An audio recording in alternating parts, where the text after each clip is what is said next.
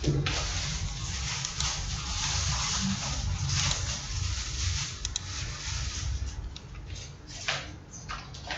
그래서 지금 각 주마다 이제 그 점수 합격 커트라인이 다 틀리고요. 보통 이제 낮은 데는 75점, 그 다음에 높은 데는 한 86점 이렇게 하고, 그 채점 방식이 좀 독특한데, 채점 방식이 상대 평가입니다, 상대 평가. 그래서 점수 레인지가 50에서 150점 사이에 나와요. 들어가서 100점 내면 50점이 나오고, 만점 받으면 150점이 나오게 됩니다. 보통 잘 모르시는 분들은 86점을 어떻게 받나, 이걸 100점 만점이라고 상당히 아무리 쉬운 시간을 하더라도 그걸 어렵게 생각해야 되는데, 그렇게 걱정하실 필요는 없고, 150점 만점 중에서 86점 받으면 합격이 대부분의 주에서 지금 제로 부정 86점을 요구하기 때문에 다 되는 거고요.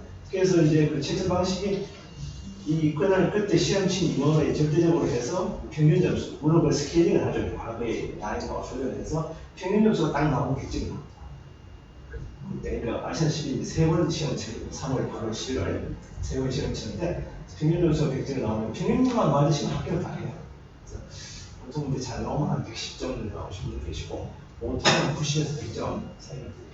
그런데 MPI 시험이 이게 조금 아셔야 될 게, 옛날에는 좀 상대적으로 쉬웠습니다. 쉬워서 물론 모든 시험 다 그렇죠. 미국 반 시험도 전체적으로 예전보다 다 어려워지거든요. 확률은 좀 떨어지고 있고. 그래서 지금 최근에 제가 사실 MPR을 이제 지난 3월에 하고 나서 제가 어떻게 보면 싱싱한지 모를 갖고 있다고 볼 수 있는데, 제가 잠깐 소개해드리면, 저는 이제 캘리포니아 반시험을 작년에 합격했고요.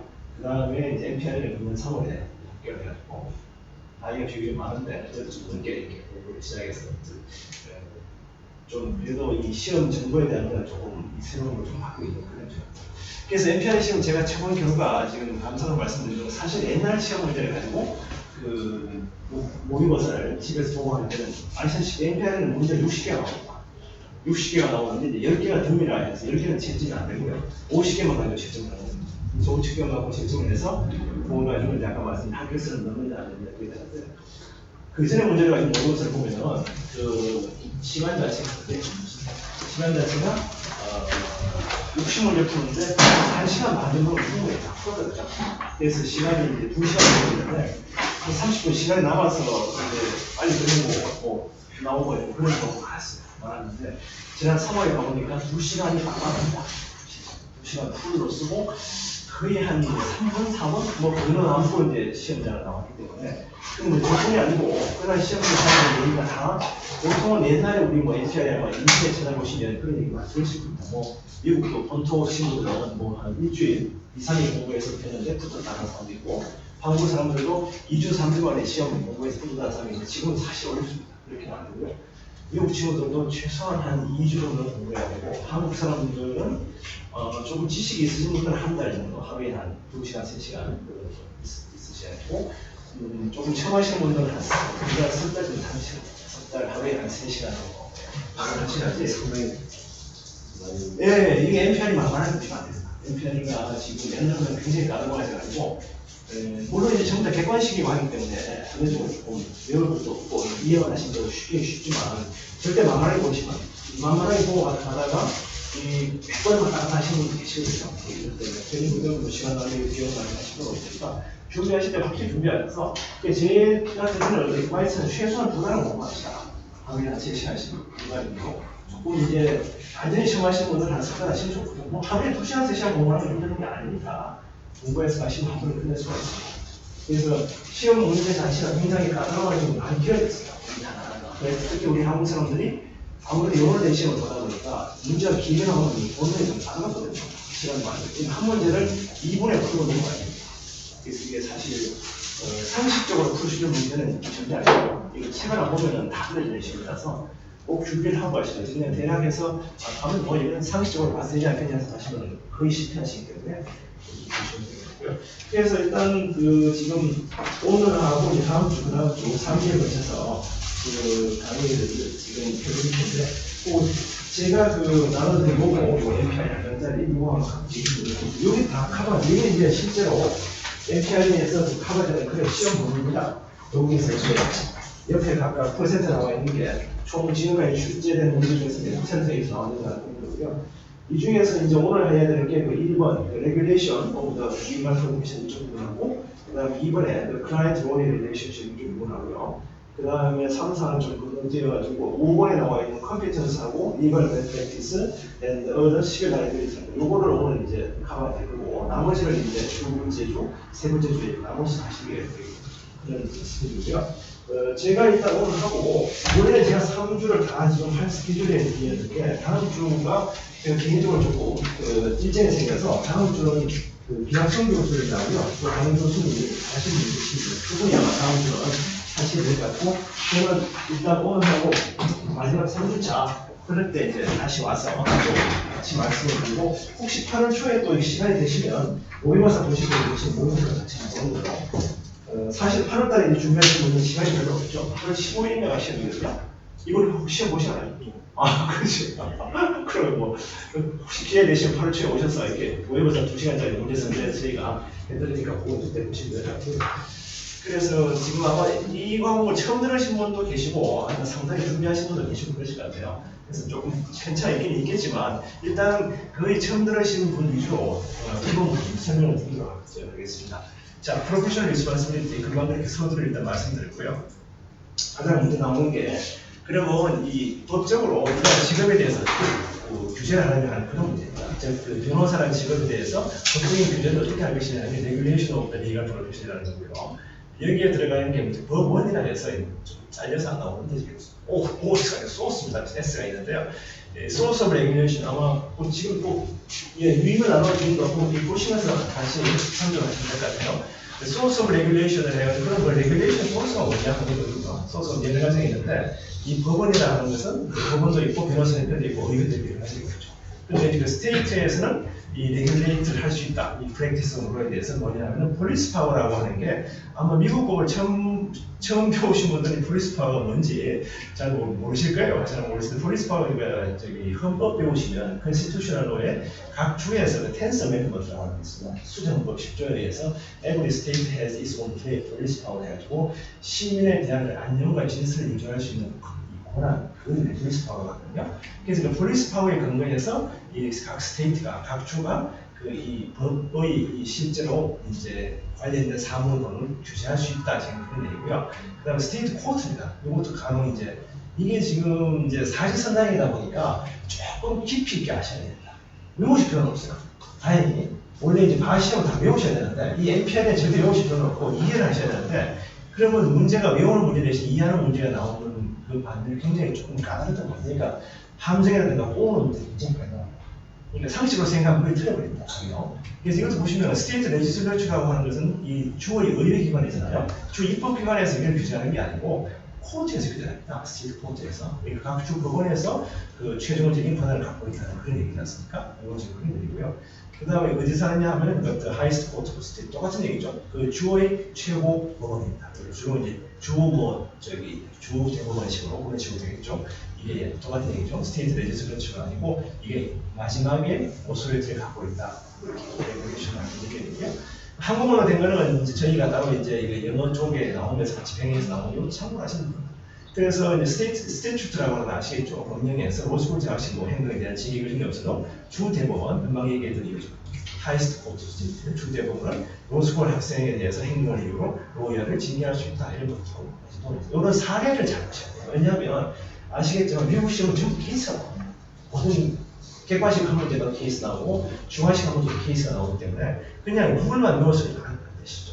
룰이 아무것도 없어요. 한국 변호사 시험처럼 뭐 가령 뭐 공무의 권리 의무제도 뭐 하나 이런 문제 나오는 게 아니고 반드시 실제적인 어떤 팩트가 나오고 그 팩트에 근거해서 정답 오답을 찾아가는 문제가 나오기 때문에 이 케이스를 잘 보셔야 됩니다.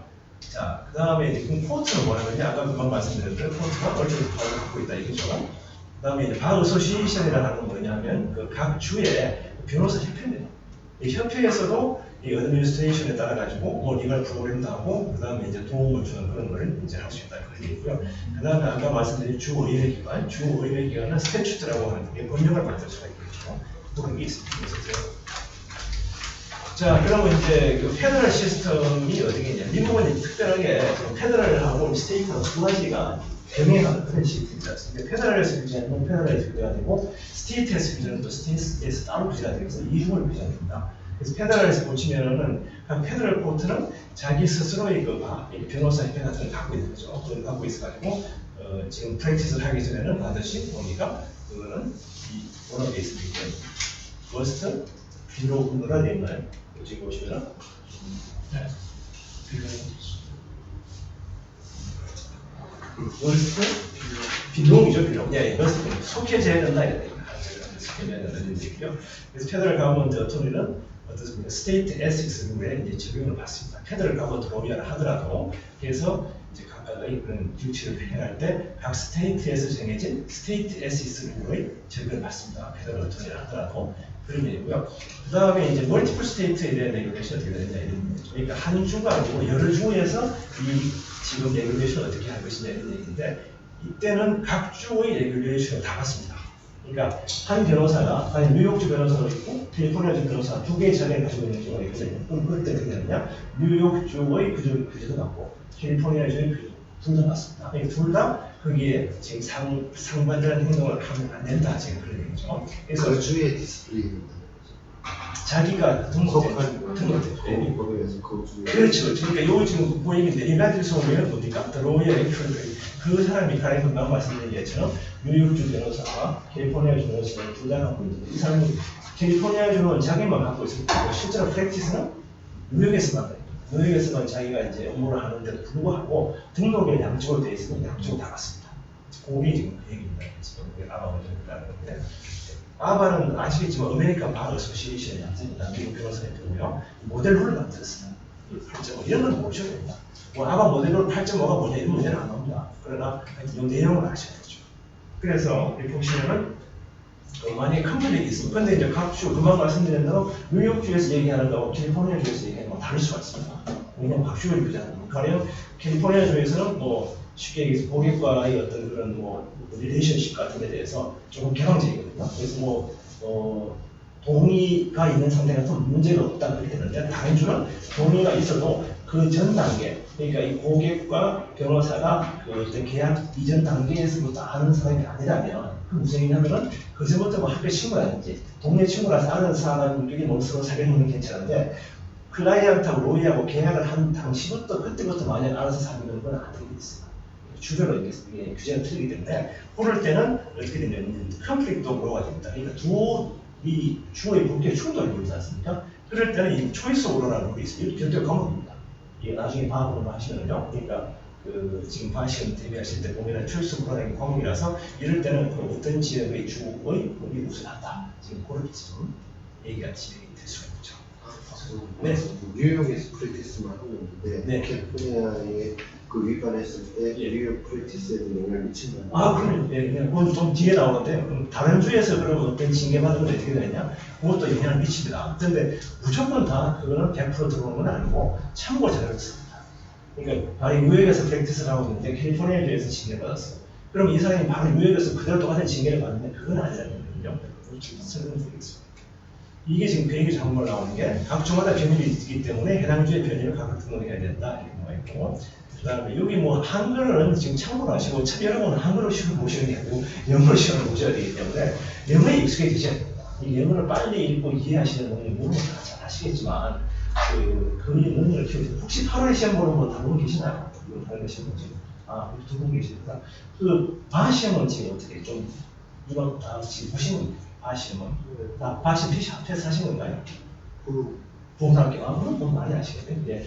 보통 이제 NPR에는 이따가도 말씀드리겠는데 바시험을 보기 전에도 볼 수가 있고 본 후에도 볼 수가 있거든요. 그래서 이제 보통은 바시험 보기 전에 매년 바시험을 보고 나서 또 보는 좀 번거로우니까 보기 전에 이걸 두 거라고 보통 부르는 거예요. 왜냐하면 이거 자체가 하나의 연습이 됩니다. 그러니까 짧은 항공업이고 2시간짜리 거니까 이걸 보면 대략 이거 미국 시험은 이렇게 나오는구나 하는 걸 아실 수가 있고 근데 또 반면에 그럼 사실은 바시험이 중요한데 그게 돼야지 뭐 이거 사실 NPR을 보는 거지 NPR을 그러고 바시험을 하면 아무 소용이 없기 때문에 사실 저는 이제 바시험을 문제 봤어요. 왜냐면 바시험이 되지 않는지 모르기 때문에 바시험을 합격하고 나니까 좀 마음이 여유 생기고 그래서 NPR을 뭐 한 3달 정도 준비할 시간이 충분히 생기니까 그때 가서 노력하게 보면 뭐 하루에 한두 시간씩 하고 많이 패스하고 그렇게 하셔도 급한 건 없이 서로 관계에는 뭐 여러분들이 아까 편지를 보시는데 금방 말씀을 드렸듯이 일단 한글은 이건 처음에 보실 때는 좀 이해가 잘 됩니다. 왜냐하면 처음에 영어를 읽어보시면 특히 처음 공부하시는 분들 무슨 소리인지 모르는데 어느 정도 조금 이제 익숙하신 분들은 한글을 되도록이면 안 보시면 좋아요.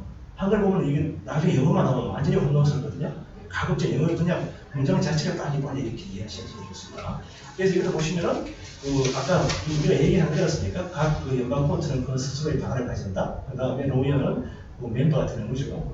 그 다음에 당연한 얘기죠. 중요한 사실을 알면서 그의를 제출 속에서 이건 상식적으로 풀 수 있는 문제가 이런 문제는 안 나온다는 얘기죠. 이렇게 상식적으로 풀 수 있는 문제는 잘 안 나옵니다. 그 다음에 다음 어플리칸트는 뭡니까? 지금 모든 인포메이션을 이제 요청되면 제공을 해야 되겠죠. 어디에다가 하면 자기 최선을 다해서 했는데 이런 예는 좀 보셔야 돼요. 왜냐면 이런 예가 실제로 시험에 다 나옵니다. 실제로 시험 케이스에 다 나온 거기 때문에 그래서 만약에 대학 시스템을 해서 장학당한 사실은 등록 신청할 때, 변호사 등록 신청할 때 순결당, 순결교육 이 등록 거부가 사용되죠.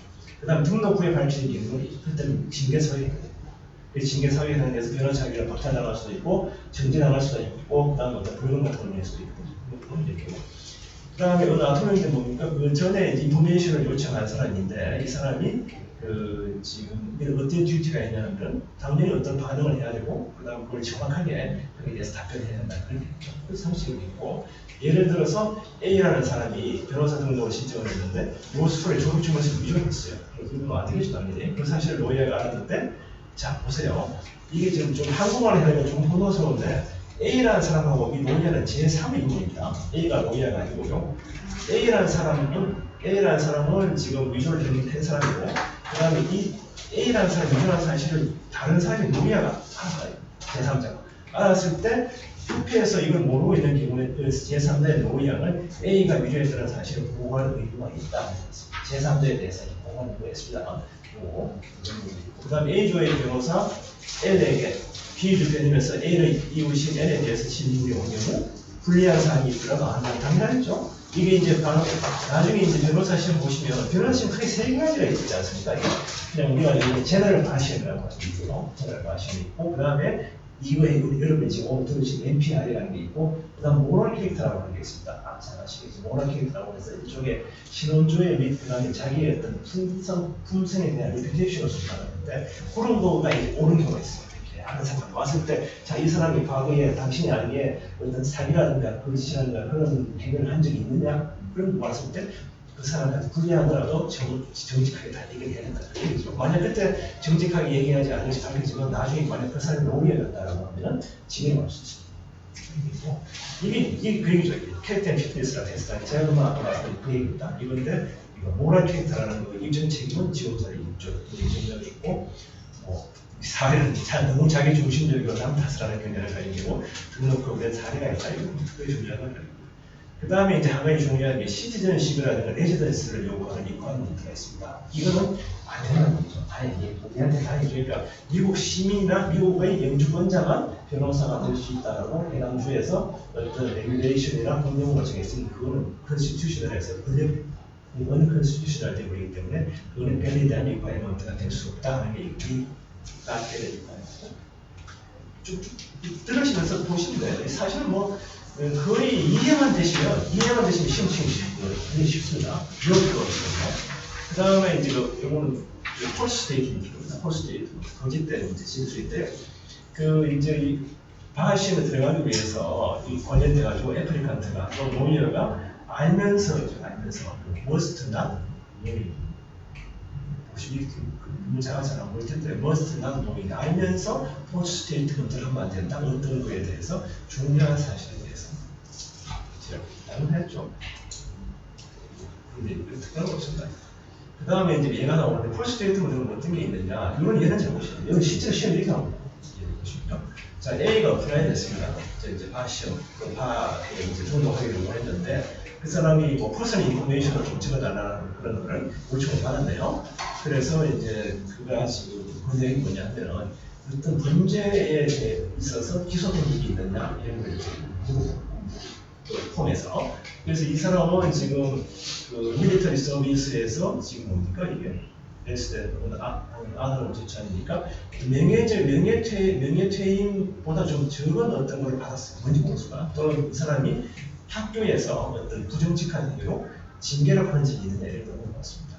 자, 이렇게 물어봤을 때 A가 지금 알면서도 실패를 하고 뭘 실패했냐면 이거 비비를 못했습니다. 공부를 못해 뭐했냐면 자기가 대학 다닐 때 보니까 그 아마 취직을 했던 것 같아요. 그러니까 우리를 지금 보니까 취직이면 그 뭐지? 우리 말 취직이면 부정행위 또는 뭐라 그러나 취직.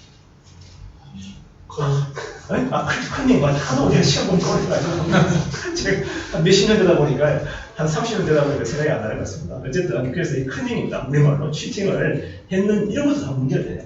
이것도 굉장히 까다롭습니다. 이게 변호사의 태기가 사실은. 그래서 근데 이 사람은 이걸 공표를 안 했다는 얘기죠. A's failure to reveal the suspension.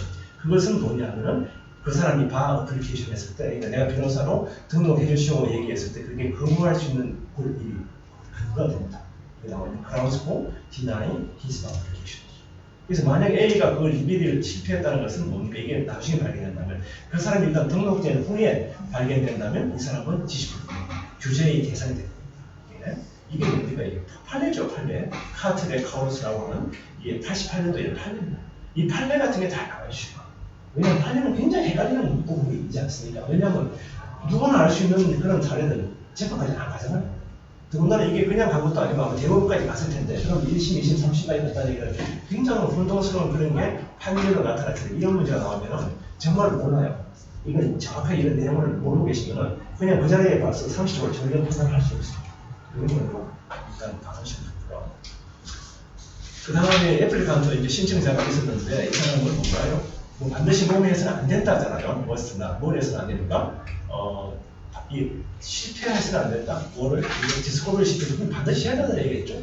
공표를 해야 된다. 어떤 걸 하냐면 정정을 하는 것은 그러니까 그 전에 지금 어떤 사람이 알고 있었던 그런 잘못된 상식을 정정을 반드시 해야 된다는 그런 얘기고요. 그 다음에 노용리 비엘트리스반도 그러니까 로플 디렌드 인포메이션 그런 어드미션 이라고죠. 그러니까 어드미션을 허가해주는 그런 권한에서 지금 어떤 정보 제공이 왔을 때 거기에서 지금 그 사람이 정확하게 답변을 해야 된다 이런 얘기입니다. 답변을 실패해서는 안 된다 그런 얘기니까. 그렇지만 이 룰은 어떤 인포메이션을 공개를 요구하지 않는다. 뭐냐면 자, 이 부분을 정리합니다. 보세요. Otherwise protected by the confidentiality. confidentiality. 비밀 수호의 의미지 않습니까? 비밀, 누설 금지 의미가 뭐냐면 프로페셔널 컨덕트에 나오는 비밀을 주로 이제 로이어 클라이언트 릴레이션십이라 해가지고 잘 아시겠지만 의뢰인과 로이어 사이에 주고받은 그 공적인 조언을 구하는 데에는 제3자한테 그런 모습이 있습니다. 그 설사 이제 그 협회에서 명칭이 와서 당신이 이 사람하고 그 전에 얘기했을 때 이러이러한 사실을 들었느냐, 이 사람이 그 전에 범죄에 연루돼서 어떤 그 기소된 적이 있다는 사실을 들었느냐고 왔을 때 설사 들었다고 하는 그런 것이 많아요. 그게 이게 프로페셔널 컨덕트에 나오는 컨피덴셜리티 프로비전. 요거는 워낙 중요하기 때문에 별도로 한번 배우실 겁니다. 아마 다음 주에는 가봐야 될 것 같은데 굉장히 시험을 많이 나오는 거죠. 자, 그 다음에 또 보시면 일단 바 애플리칸트도 또 B가 있었는데 이 사람도 이제 어드미션을 신청을 했는데 뭐냐면은 졸업 정년서를 위조를 했습니다. 보시다시피 포즈를 했죠. 그런데 어토니 A가 알았어요. B의 포즈를 알았는데 그 다음에 그 포즈리가 바 어드미션 오피셜에 의해서 그러니까 바를 관리하는 그 관리 요원에 의해서 발견이 안 됐다는 것도 지금 알고 있다는 거죠. 이럴 때 어떡하지? A는 반드시 얘기를 해야 된다. 그거 지금 위조 사실에 대해서 자기가 아니고 제3자가 위조한 사실이라고 질문에서 올리지 하세요. 프린터가 안 보여요. 벌써 저도 지금 금방 관리적으로 얘기했는데 너무 작잖아요 이게. 이게 지금 어쩔 수가 없는 것 같아요. 정리하기 오늘 제가 이게 준비해서 지금까지 건전지 없어요. 건전지는 이게 커요. 건전지가 다른 거. 아 그래요? 그래서 뭐 안 되나 했는데 좀 당근이 있어요. 그래서 저도 이게 너무 아까 작아가지고 야 이걸로 보이겠냐 지금 생각이 작아서 조금 불편하시겠지만 안 되면 저희 처음으로 집합하면 살니까 100%. 아 100%요? 예.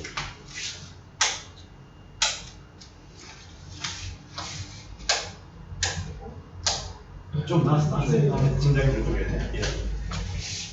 이게 사무실 사실 이게 원래 2층이 이제 지금 오픈돼서 이제 지금 임시로 2층에 셀리가 3층 가다 보니까 조금 아직까지 설비 같은 건 좀 준비가 덜 된 것 같습니다. 좀 보시면 좋을 것 같고 사실 이거 지금 잘려서 나오면 안 되는데 이게 지금 이 자체가 지금 녹음과 녹화가 동시에 되고 있거든요. 쉽게 우리 건들 수 없는 것 같아요. 시스템이 외부에서 들어온 시스템이 가지고 자 그래서 포인트가 그래도 나오겠지 아까보다 조금 나아가면 비슷한데 조금 자 그래서 이제 이게 아까 말씀드린 그 캐릭터 앤 피트니스의 굿 모럴 캐릭터에 관한 그런 부분이고요.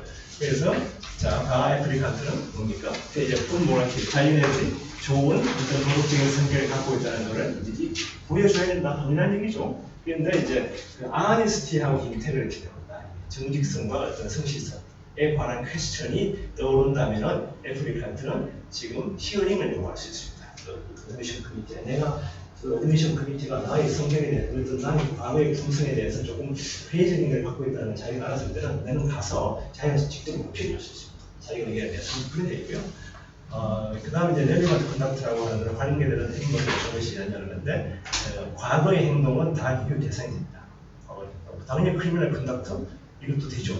크리미널 컨덕트인데 컨빅션이 꼭 필요한 건 아니고요. 크리미널 컨덕트고 그다음 다른 행동이 있는데 뭐냐면은 도덕적인 어떤 흠결, 결함이 있는 그런 지금 과거 행동이에요. 주로 도덕적인 흠결을 하면 주로 사기라든가 아니면은 뭐가 있을까요?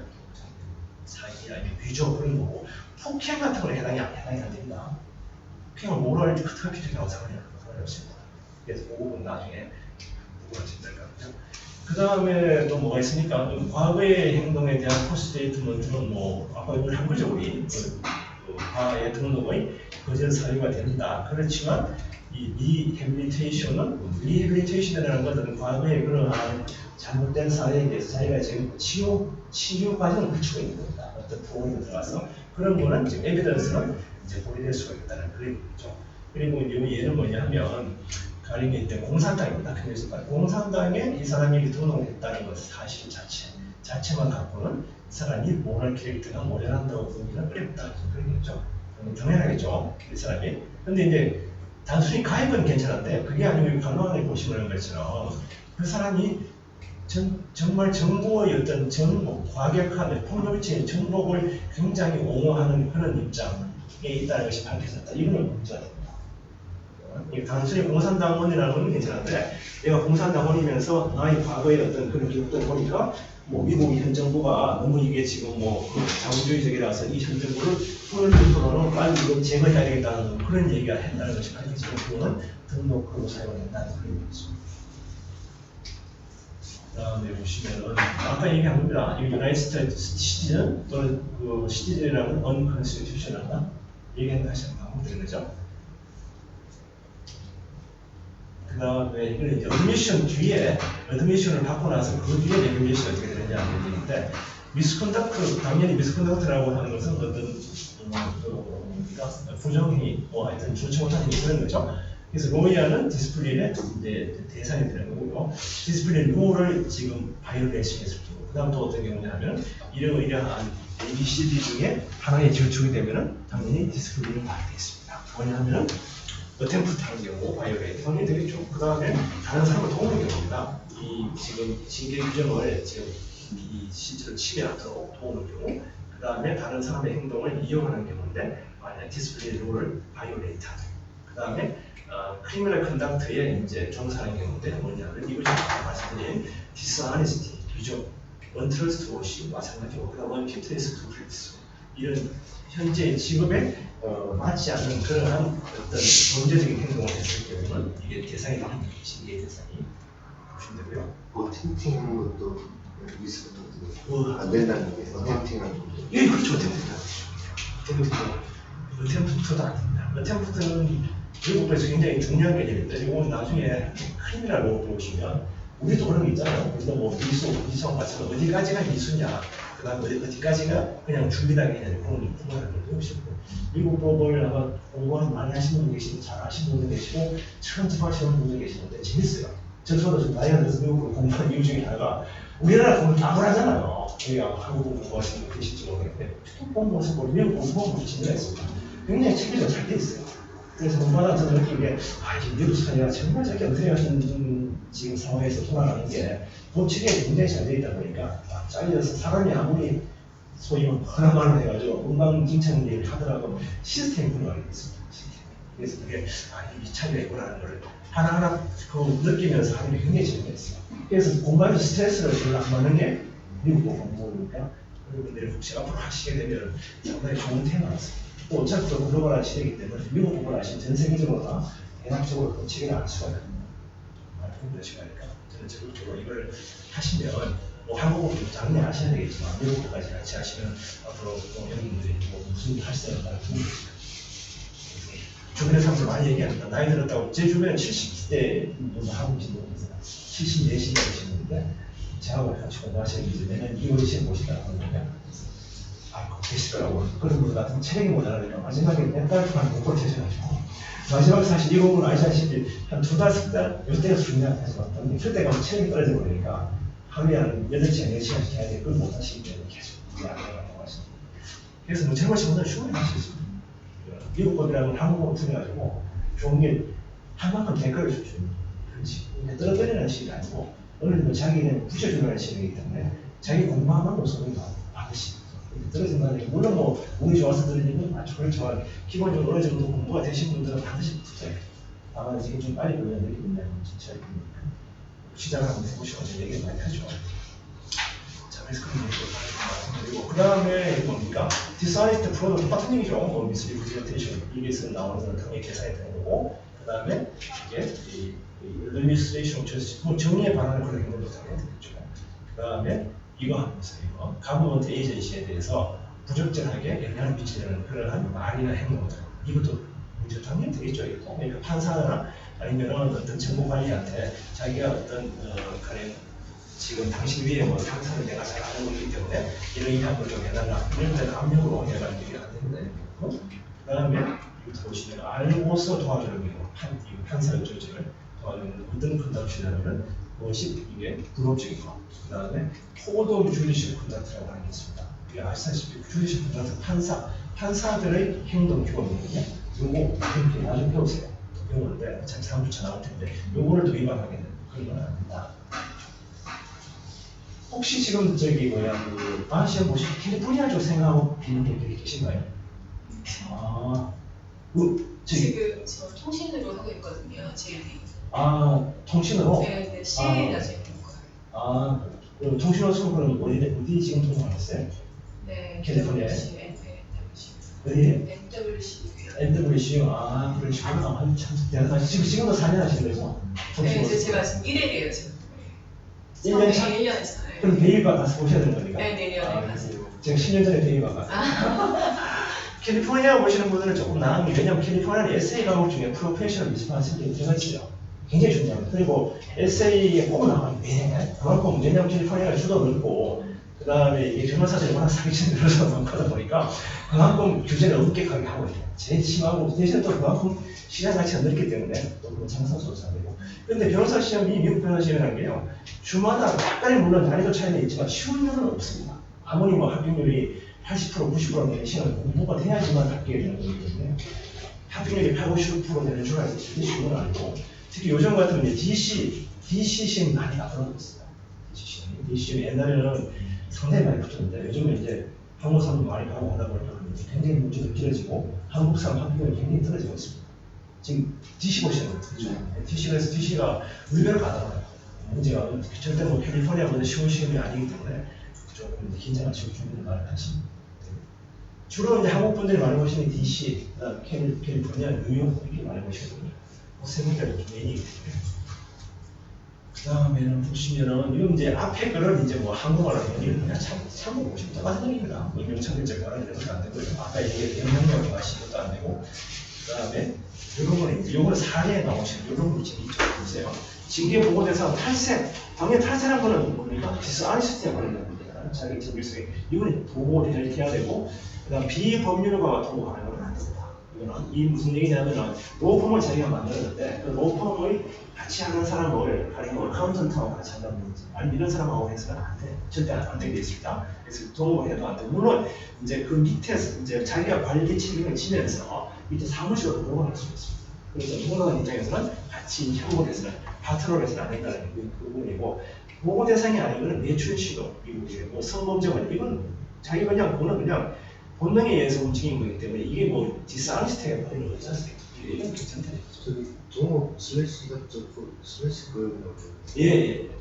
좀 예민한데 예. 이 이제 그 금방 말씀드린 건 이건 한국어를 고정해낸 거 그래야 되는 거고 비법률가와 파트너십으로 해서는 안 된다는 정확하게 그런 거. 고용은 되는 무슨 말씀이세요? 용인은 지금 안 되는 걸로 나와 있는 것 같아요. 안 되지 고용이라는 건데 이게 그 아마 파트너로 고용하는 것 정도를 지금 얘기해 놓은 걸로 보시면 되고요. 제가 지금 그만 말씀드린 대로 자기가 관리 감독을 하면서 그 밑에 이제 그 직원으로서 공부하는 게 있습니다. 비법률가.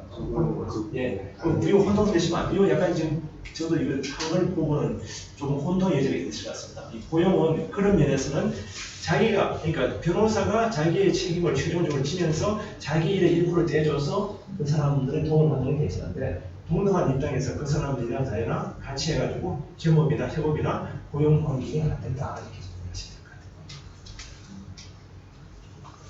그 다음에는 이제 이거 그죠 아까 얘기했던 그 미스컨덕트에 대해서 보고를 해야 되는 의무입니다.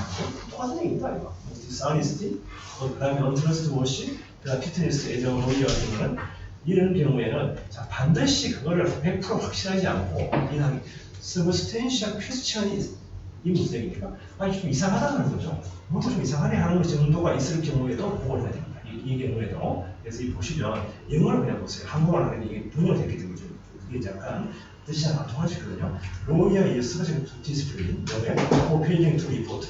자 나오죠? disciplinary violation인데 뭐냐면 committed by another lawyer. 다른 로이어가 범한 그러한 징계에 관련된 규정의 위반을 만약에 보호하지 않았다는 것은 그것은 징계 대상이 된다. 이것을 보시겠죠? 그래서 아까 얘기했던 이유는 이 due to violation이 뭐냐면은 어떤 거냐면 요겁니다. substantial question인데 뭐에 대한 question이냐면 honesty하고 trustworthiness하고 fitness로 이 세 가지 항목에 대해서 상당히 심각한 어떤 의문이 생기면 반드시 보호하라 이런 얘기죠. 그 다음에 이제 저지에 대해서 마찬가지입니다. 로이어에 대해서 보고 있는 것도 판사, 재판관에 대해서 똑같은 얘기가 있습니다. 만약에 이 어떤 변호사가 자기가 알고 있는 판사라든지 아니면 뭐 지나가다 들었는데 어떤 판사가 요구하셔서 그냥 부정행위를 하면서 뇌물을 받았다는 얘기가 있다. 그런 것도 반드시 보호합니다. 이거 상처가 보시면 되죠.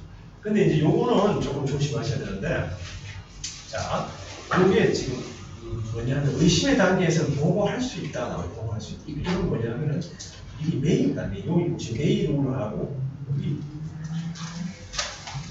이 메일을 하고 머스트를 있잖아. 메일하고 머스트 뭐 영어 우리가 많이 옛날에 한국어 했는데 메일이라고 하는 거는 뭐냐면 할 수 있는 겁니다. 머스트는 반드시 해야 되는 거예요. 머스트를 위반하면은 징계 대상이 되죠. 근데 메일을 위반해도 징계 대상은 안 됩니다. 자기가 해도 되고 안 해도 된다는 그런 얘기죠. 그래서 이제 보시면 그 지금 알게 된 경우는 반드시 보고해야 되고 그 다음에 단지 의심에 대해서는 보고할 수 있다. 이제 고입니다. 이렇게. 그 다음에 요 예외가 하나 있죠.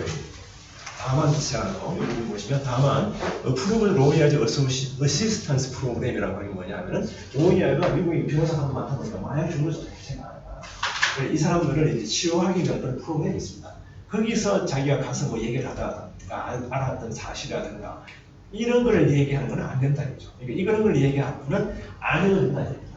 그 다음에 아까 말씀드린 어토니 클라이언트 리레이션십이라고 이거는 이제 프리빌리지가 생깁니다. 프리빌리지. 그러니까 디스클로저를 안 해도 프리빌리지가 생기기 때문에 이때는 이거를 보고를 안 해도 전달 징계하고 상관이 없다. 그런 얘기입니다. 그 고객이 자기가 자백을 네. 했을 때는 보고해야 되는 고객이 자백을 한다.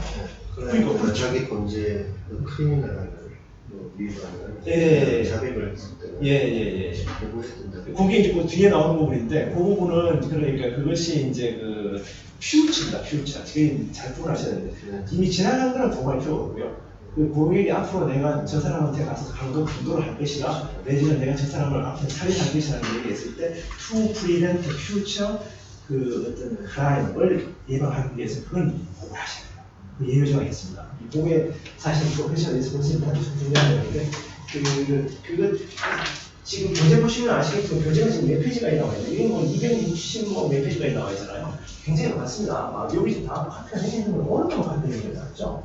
그러니까 이게 말해서 그걸 그냥 쭉 읽어보시고 나중에 혹시 필요하시면 제가 지금 듣는 3월에 이제 따로 준비를 하면서 저는 그냥 이렇게 해서 제 꿈을 해가지고 한 30페이지, 27페이지까지 준비를 했거든요. 이거 보시면 아마 거의 다 파악됩니다. 이거 뭐 나중에 시험. 예, 나중에 그 이메일 필요하시면 제가 그 대화를 다 저기 드릴 테니까 이거 이제 전화번호하고 이메일 주소가 있으니까 이거 보시도 거의 되는데 이건 뭐 하여튼 3개월 동안 할 일이 없어가지고 책을 좀 많이 하거든요. 그래서 LPR이 그제 한 3년 정도 한 2번에 걸쳤었다. 뭐 나중에는 조금 수월하게 시험 보기를 봤는데 거의 다 포함이 되어 있습니다. 그래서 제가 사실 방식물도 이런 내용이 나오는데 제 나름대로 노트를 한 80페이지짜리 만들어서 그래서 정답을 다 쭉쭉 외우고 있습니다.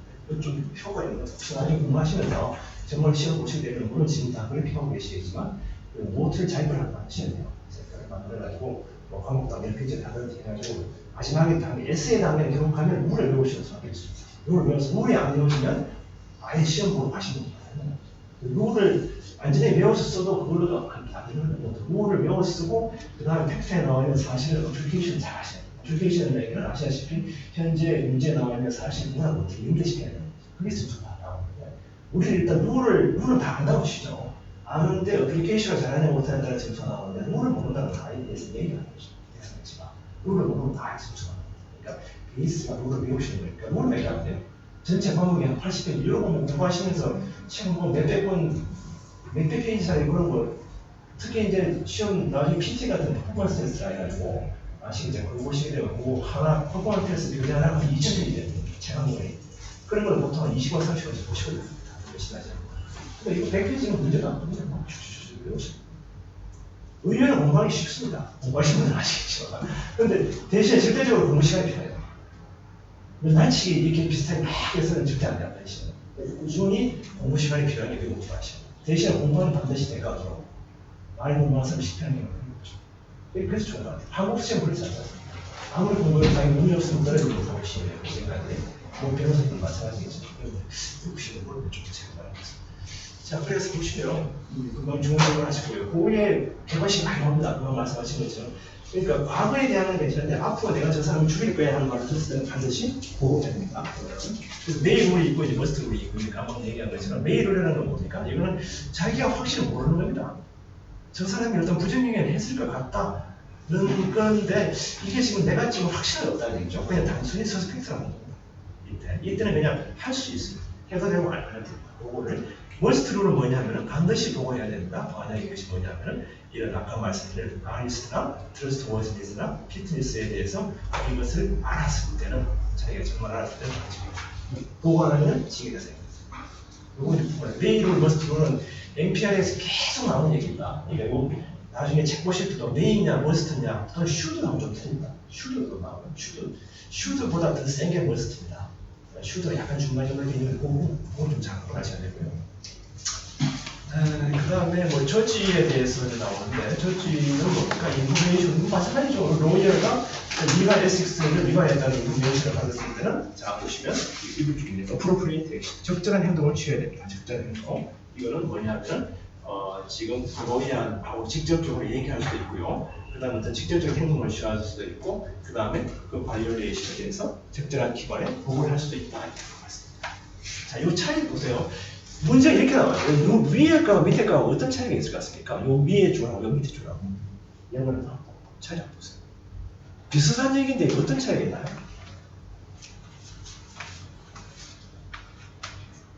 라이클리보다 캐스.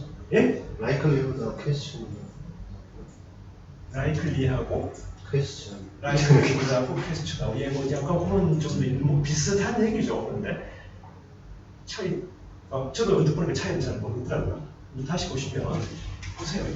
이거 저지인데 어떤 사람이냐 하면 인포메이션을 받은 사람입니다. 제3자한테는 자기가 직접적으로 보는 게 아니라 근데 밑에 거는 뭘까요? 안 알고 있는 거죠. 이거는 자기의 퍼스트핸드 알리지니까 직접적으로 알고 느끼는 거죠. 그래서 이게 지금 대처 방식이 틀리다 얘기입니다. 위에서 그냥 누구한테서 얘기를 전해 들은 사람은 그냥 적절한 행동이라는 거 여기 지금 나와 있는 것처럼 뭐 직접 그 로이어를 불러서 얘기한다든가 이런 걸 할 수가 있습니다. 이런 걸 이 슈더라거나 해야 된다는 얘기죠. 해야 되는데 직접적으로 그 재판관이 알았을 때 어떤 거를 로이어가 지금 그 어떤 도덕 규범을 위반했다는 거 또는 아까 얘기했던 이런 뭐 정직성이라는 데 대해서 심각할 정도의 그런 의문이 있다는 걸 알았을 때는 자 머스트죠. 이게 슈더와 머스트의 차이입니다. 아까 제가 말씀드린 슈더라는 거는 해야지만 강제성이 조금 약해요. 이 부분은. 그건 머릿속에 받으셔야 되니까. 이거는 뭐 로열을 불러서 얘기하고 말고 할 것도 없이 무조건 이거는 어소리티에 보고를 해야 된다. 차이가 있죠. 그래서 반드시 자기가 체형적으로 알아내냐, 누구한테 진천해 들었느냐에 따라서 조금 대응 방식이 달라진다는 거 보호하시면 될 것 같아요. 이게 이제 한문으로 쓴 부분이죠. 여기 한문으로 쓴 부분. 변호사, 다른 변호사들이 리포트해야 하는 경우는 no 알았을 때죠. 어떤 뭘 알았냐? 스로테이션 캐출이 있다는 거. 아까 말씀드린 아리스토텔레스 보시죠. 이거는 그냥 이해하시면 이거 배우실 필요는 없습니다. 나중에 여러분이 에세이 공부하시면 이거 다 배우셔야 돼요. 이게 이제 룰이기 때문에. 지금은 에세이가 아니고 NPR이니까 객관식이기 때문에 배우실 필요는 없습니다. 그냥 저 문구만 익숙해서 눈에 그냥 기억하시면 돼요. 그 다음에 컨피덴셜한 문제가 있던 머스터는 컨피덴셜리티에 걸리면 리포트하면 안 되죠. 그럴 때 리포트를 하나의 식에서 하게 됩니다. 아까 말씀드린 로이어 클라이언트 프리빌리지에 걸리고 다음도 프리빌리지는 몇 개 있죠. 컨피덴셜리티가 프리빌리지가 그 다음에 배우자 간에 메리트를 프리빌리지라고 해가지고 배우자 간에 주고받는 얘기는 그 법정에서 그 배우자의 분량이 못 증언하게 되거든요. 그런 것도 있고 몇 가지 있습니다. 뭐 심리학자가 자기 환자하고 나눈 것들 그런 것들을 못한다는 거죠. 네. 근데 이제 예외가 하나 있는데 뭐냐면 이제 동료 변호사가 아까 말씀드린 거 비변은 파트너십을 하고 있다는 사실을 이거는 반드시 할 필요 없다. 반드시 이건 예외 조항입니다. 그다음에 이거는 똑같은 얘기죠. 로이아가 다른 데 소속 가령 뭐 캘리포니아 로이아가 있었는데 뉴욕주 로이아가 아까 말씀드린 것처럼 해당 주의 어떤 그 규범을 바이올레이션했다. 이것도 당연히 포함합니다. 주의 영역을 다 이게 포함합니다. 다른 주에 속하는 거라고. 왜냐하면 NPR이라는 게 자체가 연방적인 차원의 전체적으로 다 공통적으로 적용이 됩니다. 그 다음 프로세스, 이건 사실 중요한 건 아닌데요. 프로세스는 지금 뭐, 보시면 이제 처음에 스테이트 디시플리너리 오소리티라는 게 이제 접수가 되겠죠. 접수가 되면은 그리번스 커미티라고 하는 게 뭐 고충위원회 그런 거지 않습니까? 그 인베스트를 하고, 그 다음에 만약에 디시플리너이 이제 이게 임포즈가 되면은 뭐가 됩니까? 스테이트 하이스트 코트의 디시전에 대해서 한 번 더 리뷰를 받을 수 있습니다. 마지막 단계에 성립이겠죠. 그 다음에 이 컴플레인트 리뷰는 별도 소송을 못하게 돼 있고, 그 다음에 듀 프로세스라고 해서 듀 프로세스인데 미국법 공부하신 분들 듀 프로세스는 컨스티튜션에서 많이 하는 문제죠. 핍스 어멘드먼트를 해가지고 수정하고 5조와 14th 어멘드먼트를 해가지고 이게 지금 나오죠. 그 다음에 14조 핍스 어멘드먼트 연말에서 적용되는 거고요.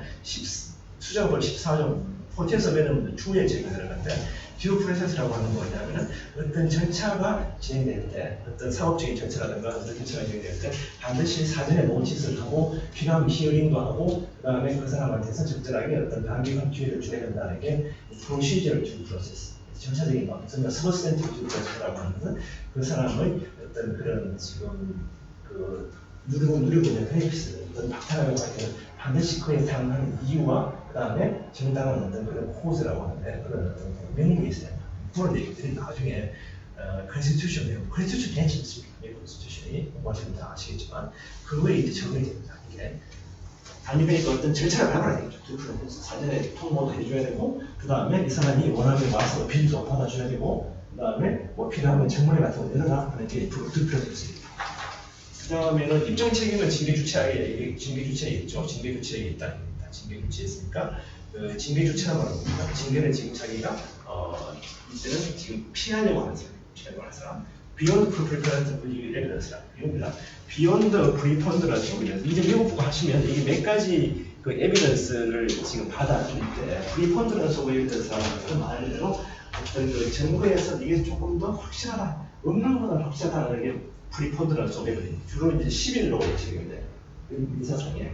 그 다음에 Beyond Reasonable Doubt라고 하는 건 형사상으로 아무리 모든 걸 다 검토해도 이것보다는 더 이상 확실하다. 그게 더 넘어가지 못한다는 게 비욘드 리즈너블 다우트. 몇 가지가 있거든요. 결국은 민사상이니까. 이래서 다시 모셔도 돼요. 이건 지금 왜냐면 다른 과목과 다 입증되는, 만약 익스클루전의 의미는 뭐냐 하면, 그 불법적으로, 이제 크리미널에서 나오는 건데, 불법적으로 지금 어떤 가택에 들어가서 거기서 입수한 증거, 이거는 재판에서 그 사람한테 분명히 사용할 수 없다는 게 익스클루전의 의미거든요. 포스맨은 문제, 처럼 사람들이 나오는 얘기인데, 이런 거는 이제 제가 나머지는 다 적용되는 얘기고, 그 다음에 결정에 대한 주체공법원에 어필할 수도 있지만 입증 책임은 이때는 이러고 이해가 진다. 자기가 원하는 사람.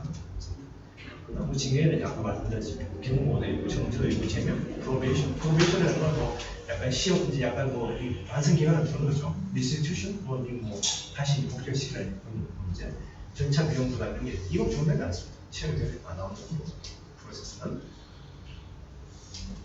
그다음에 이제 초이스로 아까 말씀드렸는데 이거 이제 중거규정이 중거규정. 중거규정이라는 것은 이제 재판과 관련된 거는 해당 법원 소재지가 되고, 그다음에 이게 아닌 경우에는 어떤 액션, 그 어떤 그 행위가 발생한데, 그다음에 행위시의 규정이라는 거거든요. 보시면은 로이아의 얼리즈 미스컨덕트 메이드 뭡니까? 그러시는 팬딩 비포. 자, 어떤 트리뷰널, 그 재판정에 관련된 그런 지금 케이스에서 미스컨덕이 발생했을 때는 이 에스익스 룰은 뭡니까? 그 트리뷰널이 있는 곳의 해당 주의 그 관할권이 적용이 된다 하는 게 어플라이되고, 만약에 트리뷰널의 룰이 이게 지금 그 외에 지금 따로 정하고 있다면 따로 정하고 있지 않는 한 그러겠죠. 예스겠죠. 그 다음 다른 그러한 지금 컨덕에 대해서는 뭐냐면 그 컨덕트가 발생한 때 in which the conduct occurred will apply 됩니다. 그 다음에 프리도미넌트 이펙트가 있다고 할 때 컨덕트에 대해서 어떤 특별하게 어떤 그런 특별한 효과가 있다고 할 때는 이때는 그 이 주리스딕션의 룰로 적용될 수 있다. 그렇죠. 이거 당연히 그런 거고요. 그 다음에 아까 말씀드린 거 다른 주에서 그러면 징계를 받을 때 어떻게 되느냐 보시면은 주에서 징계가 자동적으로 타주에서 효과가 있는 건 아니다. 제가 말씀드린 거죠. 자동적으로 들어가는 건 아니지만 징계 사유가 될 수도 있습니다. 그래서 보시면 under the majority view에서 시스 스테이트 옆에 있는 다른 주죠. 시스 스테이트 accepted 플레이 액션 by one state 물론 conclusive proof가 될 수 있습니다. 미스컨덕트로서 하나의 증거 자료가 되는 거죠. 그 자체로 그냥 징계가 유효한 건 아니고요. 그렇지만은 이거 보시면 free to impose their own sanction. 그런데 거기에 근거해서 자기 그 주의 스스로의 징계를 과할지 안 과할지는 자기가 알아서 한 거야. 꼭 해야 되는 건 아니라니까. 그 다음에 이 지표들하고 어떻게 보니까 독립적인 어떤 밸류에이션을 한다 있고 이게 에비던스를 받는 거죠. 스테이트의 그 징계를 하나의 어떤 그 능력이 있는 증거로 받을 수 있다. 그 다음에 이제 disability functioning이라는 것은 이제 노이아가 뭐 나이가 많다든지 아니면 뭐 아까처럼 뭐 드럼 문제가 생긴다든지 아니면 파산이 된다든지 무능력하는 경우 이렇게 무능력한 경우가 생길 때도 징계 절차에 왜냐면 이런 경우에 계속적으로 이제 그 클라이언트를 리프레젠팅하게 되는 문제가 생기기 때문에 이때는 정지를 할 수 있습니다. 그래서 most inquisition 모든 관할 대부분의 관할권에서는 그 incapacitated lawyer 이렇게 얘기하는 이제 능력이 없어진 변호사죠. 예를 들어서 뭐가 있을까요? 뭐 substantive abuse죠. 그러니까 양육중도 같은 이런 경우에는 서스펜션을 부과할 수 있습니다.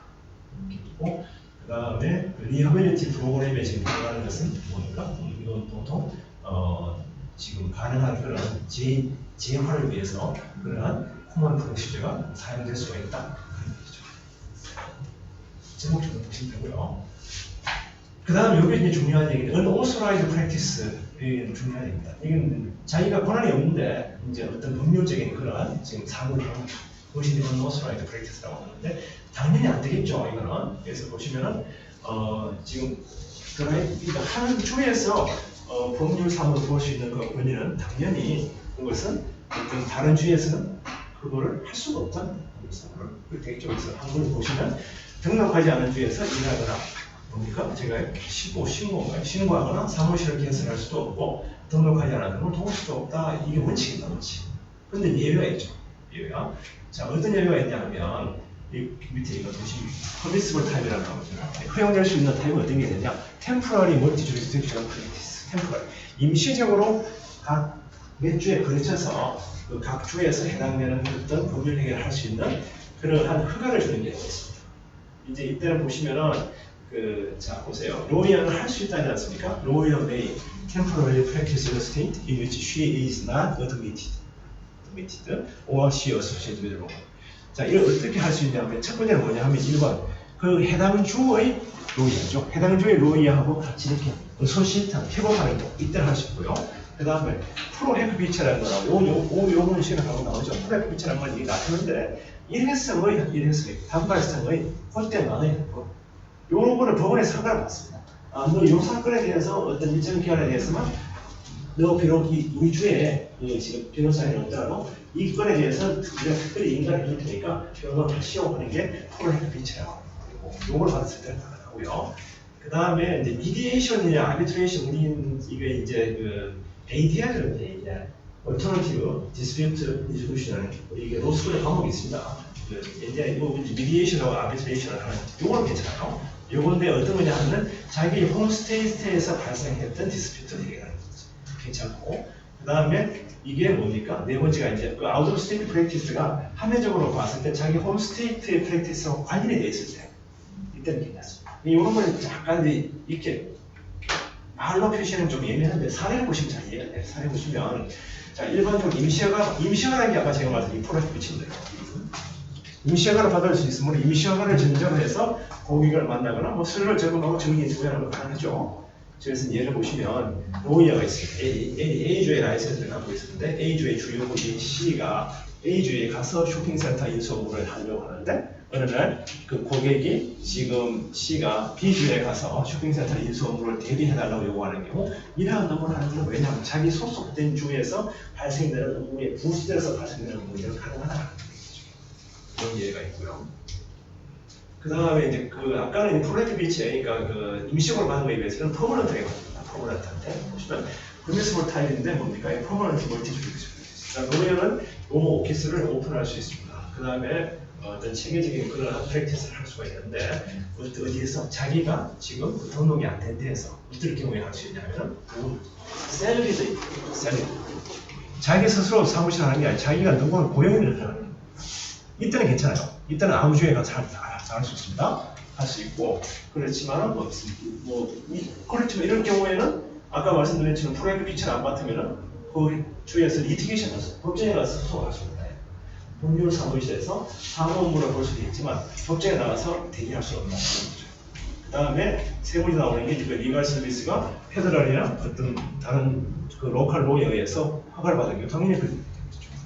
이거를 지금 한국어로 쓰는 게 이건 인하우스 또는 정부소속 로이어들이 라이선스 없는 주로 가져가는 사무실에 가서 뭐 법정적으로 사무실 업무를 볼 수는 있지만 그 주의 법정에서 가서 어떤 클라이언트를 대리하면 반드시 임시허가를 받아야 된다.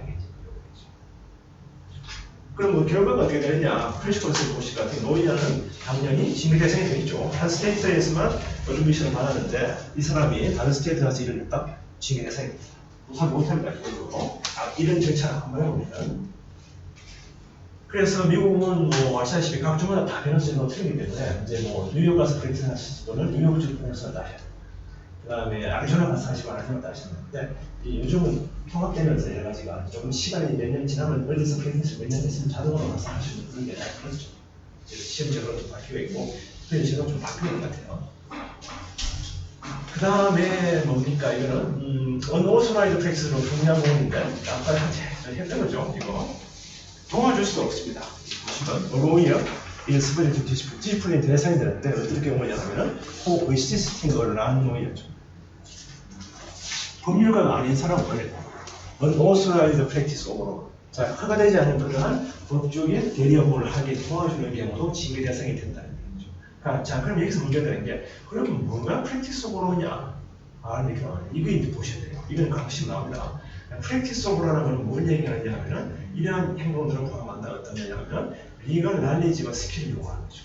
당연히죠. 법적인 어떤 지식이라든가 기술을 요구하는 거. 그 다음에 어드바이스를 요구하는 건데 뭐냐면은 바인딩 리걸로 했습니다. 그러니까 어떤 후속이 될 수 있는 법적 효력이 있는 그러한 어떤 행동을 할 때, 가령 뭐 계약서를 작성한다든지 유언장을 작성한다든지 그렇죠. 그 다음에 과거에 전통적으로 로이어에 의해 수행되는 업무들, 트랜지셔널 퍼포먼스가 아니고 당연하겠죠. 그래서 예를 들어 이게 뭐냐면 세틀먼트 네고시에이션 어떤 그 파일이라고 한다든가 아니면 리걸 다큐멘트 그가 말씀드린 어떤 그 컨트랙트 작성한다든지 유언을 작성한다든지 아니면 트러스트 신탁을 작성한다든지 그런 경우는 프랙티스로 한다는 거죠. 그러니까 만약에 이 허가를 받지 않은 사람이 이런 업무를 하게 되면 그건 징계가 됩니다. 그리고 그 허가를 받지 않은 사람이 이런 업무를 하는 것을 도와준 모의어도 징계가 됩니다. 그 다음에 그러면 자 언오소라이드 프랙티스로 가면 이건 괜찮은 거는 뭐냐 이거죠. 괜찮은 거. 괜찮은 거는 뭐냐 하면은 여기까지가 있습니다. 예를 들어서 어카운턴트가 뭐 하는데 이게는 지금 단순히 그 블랭크의 단순한 작업이죠. 리갈 폼을 줘가지고 그 리갈 폼에 대해서 나 로이어가 거기에 그냥 메꾸어 놓은 거예요. 여기 보시면 예로 나오는 게 부동산 관련된 세일즈 컨트랙 이런 게 거의 표준 계약서 있잖아요. 표준 계약서 있을 때 거기에 대해서 그냥 그 칸을 메꾸는 정도는 그거는 우리가 프랙티스 도구라고 보지는 않는다. 그렇지만 맨 밑에 나오는 거 보시면 텍스트로에 대해서 어드바이스 주는 거 이게 다 케이스입니다. 텍스트로에 어드바이스 주는 거는 자, 나 노이어에서 이거는 언어스라이드 프랙티스 도구에 속한다. 이건 안 된다 이거죠. 자격이 없으면 그럼 되고요. 그 다음에 난 노이어가 뭡니까 언어 프랙티스로 당연히 소리가 또 인정쿠션 뭐 이게 이제 어떤 편태가 있나 여기 중지돼야 되고 뭐 컨텐츠 법정 모독으로 볼 수 있죠. 그 다음에 크리미널 프로시큐션으로 불릴 수 있습니다. 뭐 변호사 공부하자는 게 측에서 그래서 이거는 굉장한 얘기고 그 다음에 밑에 보시면 델리게이팅 하는 거죠. 그러니까 어떤 일을 위임하는 거죠. 누구한테? 나 노이한테. 이거는 이럴 때는 상관이 없는데 다만 아까 말씀드린 것처럼 이 머스트입니다. 노이어가 반드시 슈퍼바이저해야 돼요. 자기 그냥 만들어놓고 던져놓고 자기가 가버리면 안 된다니까. 반드시 자기 책임 안에 슈퍼바이저를 해야 되고 그 다음에 그 모든 경우에 대해서 그 노이어가 다 책임져야 돼요. 그런 경우가 있잖아요. 자, 여기 산걸 좀 나왔네요. 보시면 로이어가 아니면 법률사고 당연하겠죠. 로이어 머스트는 실제로 란노이어 이런 라이선스 쓸 수 있습니다. 동일하죠. 2년 사상 책임 따를 수도 있고 직위 대상이 됩니다. 그런 얘기고 그 다음에 아까 여기 보신 것처럼 자기 책임하에 일정 사무를 지시하는 것은 괜찮고 그 다음 직무상 법률 지식을 요하는 사람들 뭐 분명 조정자들에게 돈이 없어 직접 소송을 수행하는 당사자에게 법률 지식을 주고 이런 건 예외로 가능하다는 얘기입니다. 그 다음에 자격 증진을 받는 사람이나 진행된 노예를 돕는 것은 안 되죠. 돕는 것은 안 되지만 이 사람들을 자기 감독하에 고용을 하는 이럴 경우도 이제 보통 그 위원회에 보고를 해야 되는 경우가 많죠. 자기가 이 사람을 지금 자격 증진에 대해서 고용을 했습니다. 주마다 틀리지만 그런 주마다 같습니다.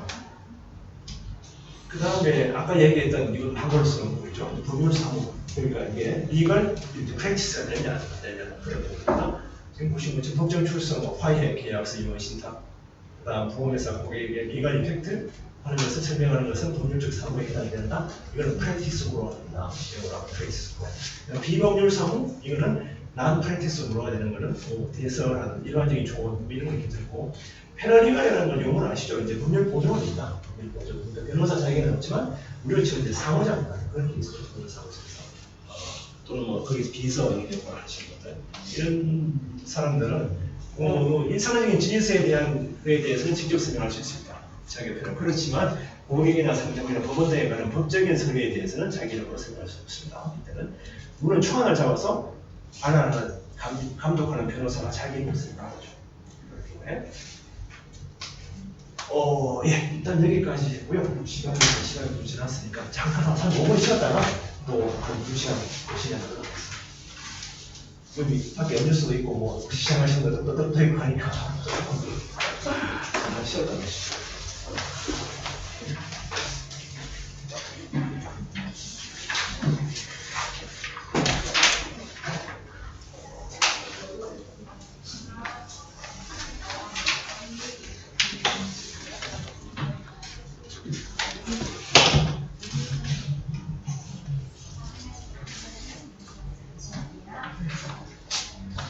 네, 일단 마이크